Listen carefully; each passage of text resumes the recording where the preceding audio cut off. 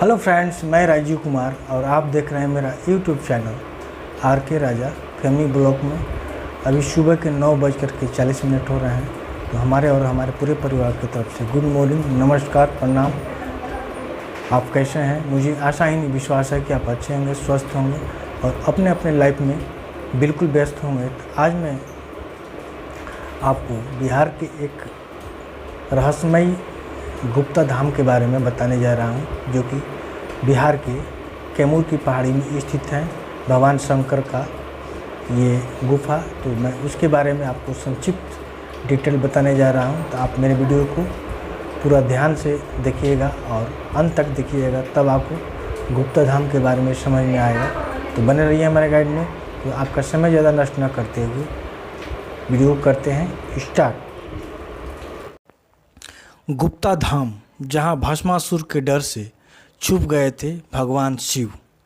झारखंड बंटवारे के बाद शेष बिहार में बचे गिने चुने प्राकृतिक शिवलिंगों में से शुमार रोहतास जिले के गुप्ता धाम की गुफा में स्थित भगवान शिव की महिमा की बखान आदिकाल से होती आ रही है। कैमूर की प्राकृतिक सुषमा से सुसज्जित वादियों में स्थित इस गुफा में जलाभिषेक करने के बाद भक्तों की सभी मन्नतें पूरी हो जाती है। कहते हैं कैलाश पर्वत पर माँ पार्वती के साथ विराजमान भगवान शिव जब भस्मासुर की तपस्या से खुश होकर उसे किसी के सिर पर हाथ रखते ही भस्म करने का वरदान दिया था, भस्मासुर माँ पार्वती के सौंदर्य पर मोहित होकर शिव से मिले।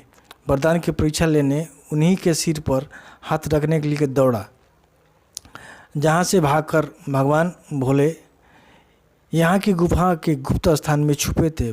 भगवान विष्णु से शिव की यह व्यवस्था देखी नहीं गई और उन्होंने मोहिनी रूप धारण कर भस्मासुर का नाश किया। उसके बाद गुफा के अंदर छुपे भोले दानी बाहर निकले।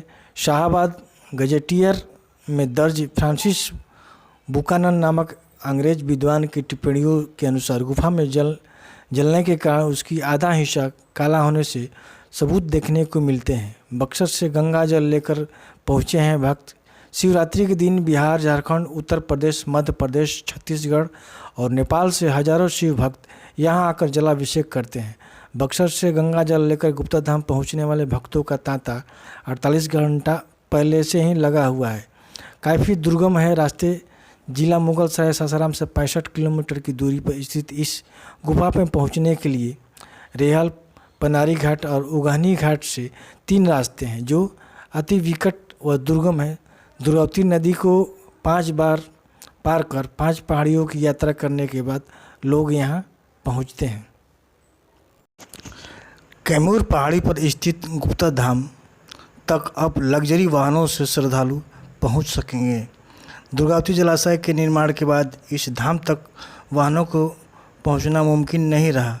पहले श्रद्धालु दुर्गावती नदी के कैमूर पहाड़ पर स्थित धाम तक अब लग्जरी वाहनों से श्रद्धालु पहुंच सकेंगे। दुर्गावती जलाशय के निर्माण के बाद इस धाम तक वाहनों को पहुंचना मुमकिन नहीं रहा। पहले श्रद्धालु दुर्गावती नदी के किनारे किनारे वाहन से गुप्ता धाम तक पहुंच जाते थे। अब लोगों को पैदल ही धाम तक जाना पड़ रहा है।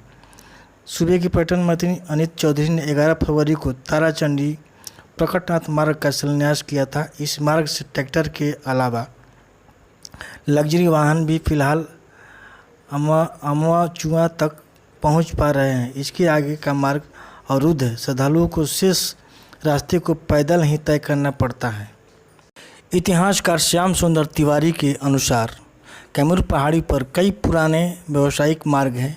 इन मार्गों से ही रोहतास उद्योग पूंजी के लिए गुप्ता धाम के पास वाले जंगल से बांस व लकड़ियाँ को डालमिया नगर तक पहुंचाया जाता था। उन्होंने कहा कि बिहार गजेटियर 1964 में धनखो, शेरगढ़, ताराचंडी, बुधुआ, धनसा घाटी, सुखो मार्ग का उल्लेख किया गया है। इस मार्गों को वन विभाग के निर्माण कराया था। डीएफओ संजय सिंह ने इन मार्गों पर मोरम डलवाया था। इन मार्गों को जोड़कर गुप्ता धाम तक जाने का मार्ग बनाया जा सकता है। 1974 से हर साल धाम पर पैदल जाने वाले हीरा सिंह ने कहा कि ताराचंडी प्रकटनाथ पर निर्माण का होने से गुप्ता धाम का विभिन्न प्रदेशों से आने वाले श्रद्धालुओं को सहूलियत होगी। इस मामले में पर्यटन मंत्री अनीता चौधरी ने कहा कि गुप्ता धाम तक मार्ग निर्माण को लेकर वन विभाग से संपर्क किया जा रहा है। इस मार्ग अब बन करके बिल्कुल तैयार हो चुका है। अब आप लग्जरी गाड़ी से गुप्ता धाम जा सकते हैं और अपने परिवार के साथ गुप्ता धाम की वादियाँ घूम सकते हैं। तो गाइस, ये मेरा वीडियो आज का कैसा लगा और अच्छा लगा तो लाइक एंड सब्सक्राइब जरूर कर दीजिएगा। नमस्कार।